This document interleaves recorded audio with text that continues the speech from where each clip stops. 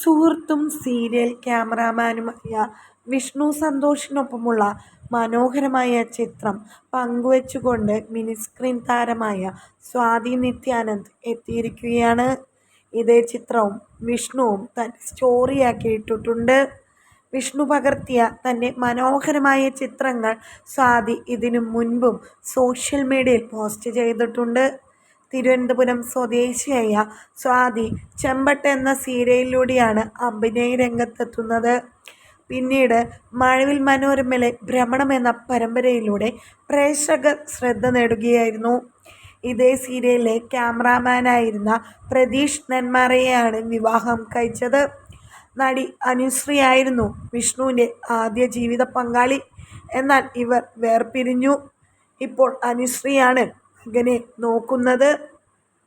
കഴിഞ്ഞ വട്ടവും സ്വാതി ഗുരുവായൂരപ്പൻ്റെ നടയിൽ നിന്ന് വിഷ്ണുവിൻ്റെ കൂടെ എടുത്ത ഫോട്ടോസും വൈറലായിരുന്നു.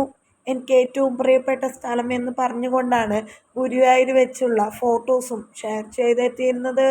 പട്ടുസാരിയായിരുന്നു വേഷം. നെറുകിൽ സിന്ദൂരവും ചന്ദനക്കുറിയും ഒക്കെയായി വ്യത്യസ്തമായ ഒരു ലുക്കിലാണ് അന്ന് സ്വാതി എത്തിയത്.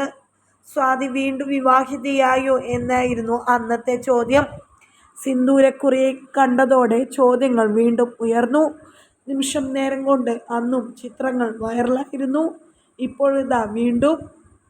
ഇത് എൻ്റെ കല്യാണ ഫോട്ടോ അല്ല.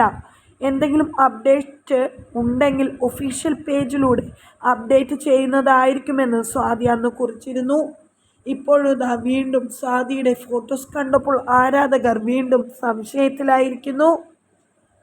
ഗുരുവായൂർ യാത്രയിൽ വിഷ്ണുവും സ്വാതിക്കൊപ്പമുണ്ടായിരുന്നു. സ്വാതി കൂടുതൽ ചിത്രങ്ങൾ പങ്കുവച്ചപ്പോൾ വിഷ്ണു തൻ്റെ ഫോട്ടോസും പങ്കുവച്ചെത്തിയിരുന്നു.